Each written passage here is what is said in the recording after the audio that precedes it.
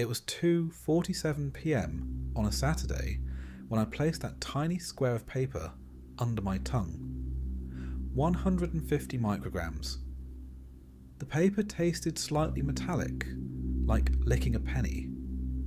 I'd spent 3 weeks preparing for this moment, cleared my calendar, stocked up on fruit and water, made sure my roommate Jake would be there the entire time.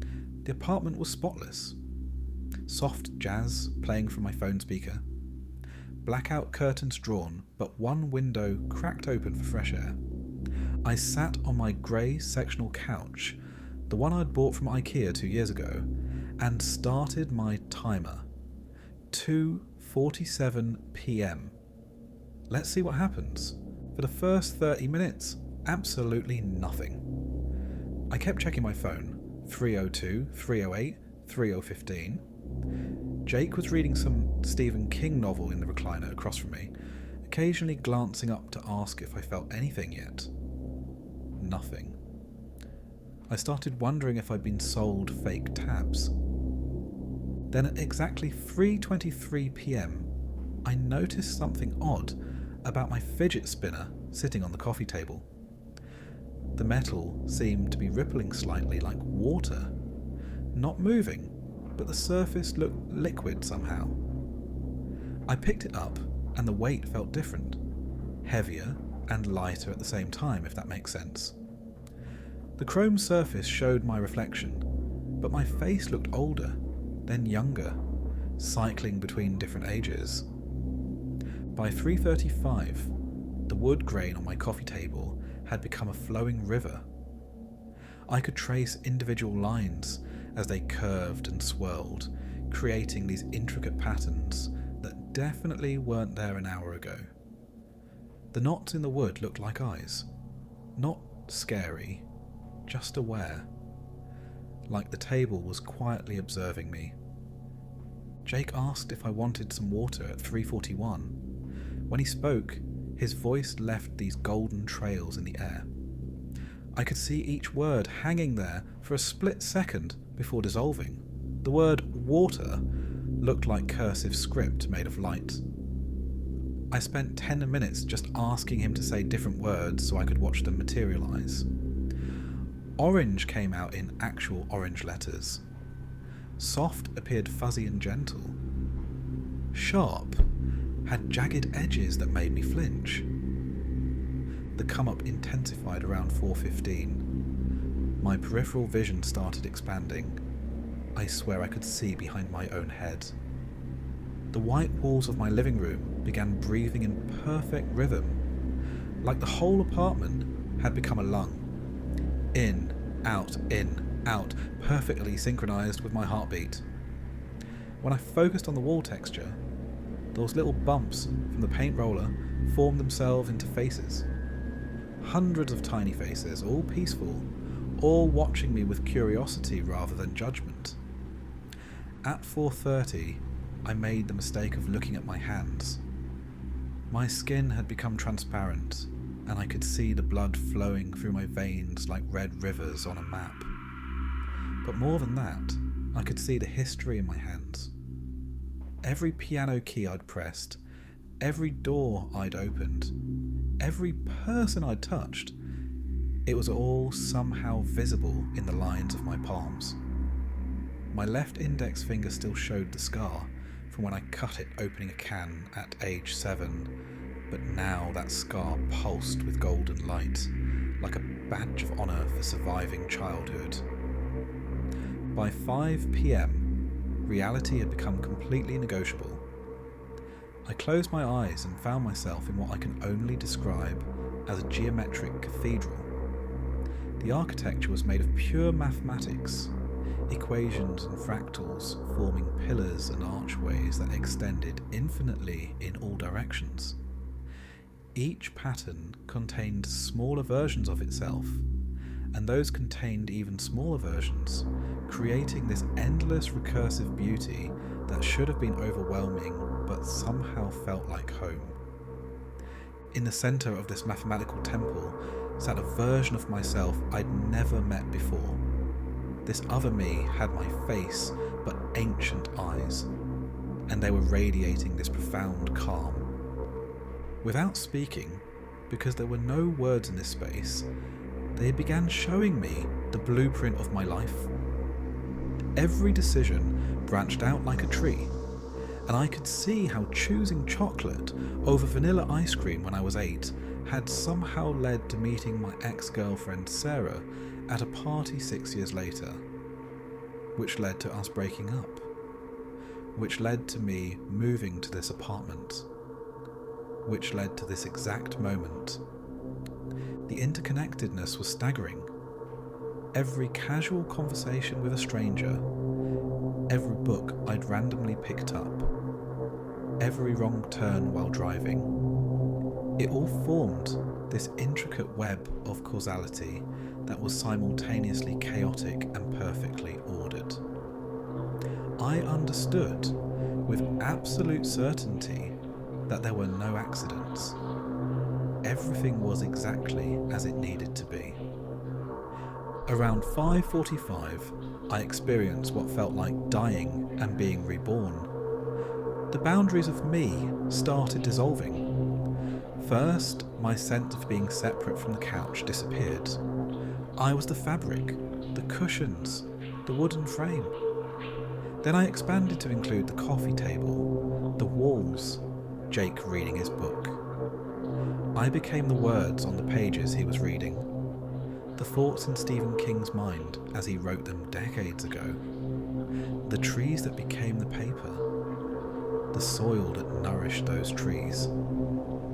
For what felt like hours but was probably only 20 minutes, the concept of individual identity simply didn't exist.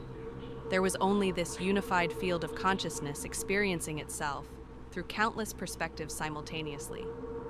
I was every person who had ever lived, every animal, every plant, every grain of sand on every beach. And somehow this wasn't terrifying. It was the most natural thing in the world. Like remembering what I actually was, underneath the illusion of being a separate person named Alex. When my individual awareness started reforming around 6:30, it felt like watching a star condense from cosmic gas. Slowly, gradually, there was an Alex again, but this Alex was fundamentally different, quieter, less defended, more connected to everything around him. The visuals at this point were absolutely insane. My reflection in the black TV screen had become this cosmic entity, with galaxies swirling where my eyes should be. The ceiling fan wasn't just spinning.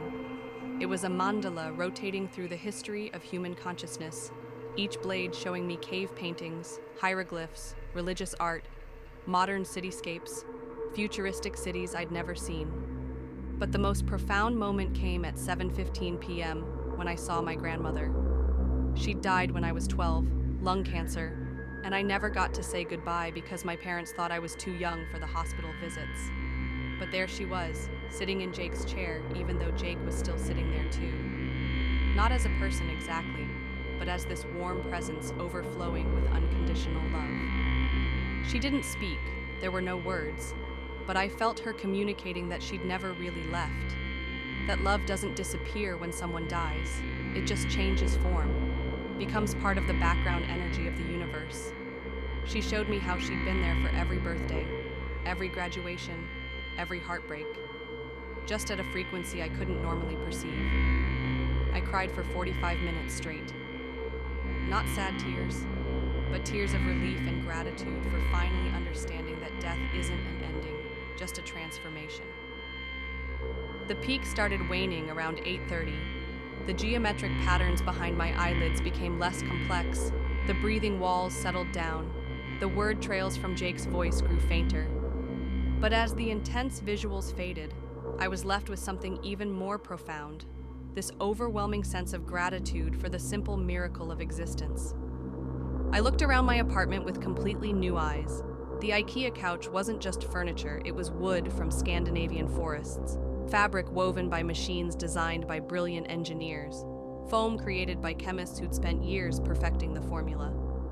Every object contained the labor and creativity of hundreds of people I'd never meet.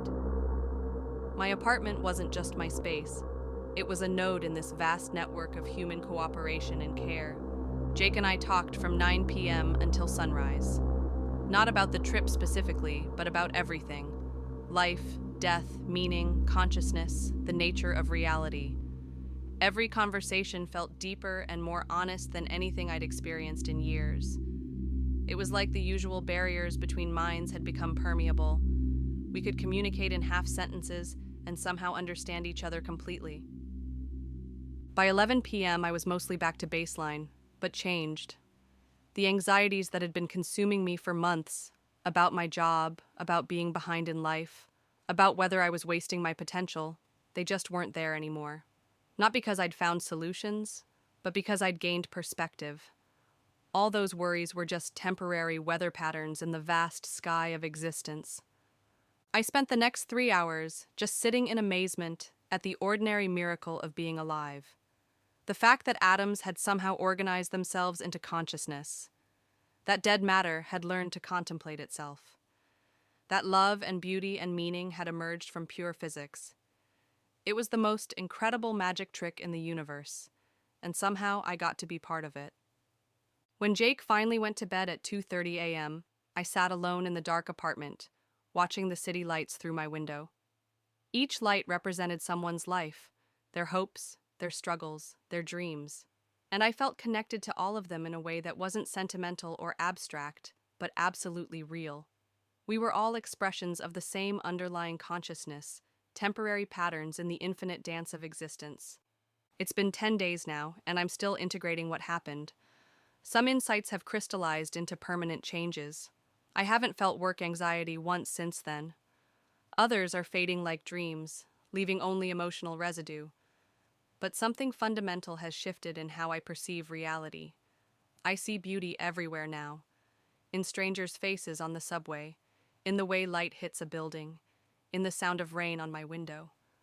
The experience didn't give me answers so much as it changed the questions I was asking. Instead of, "What's wrong with me?" or "Why am I not further along in life?" I find myself wondering, what am I grateful for right now? And how can I contribute to this beautiful, chaotic, interconnected web of existence? I'm not saying everyone should do this. It's not a party drug or an escape from reality.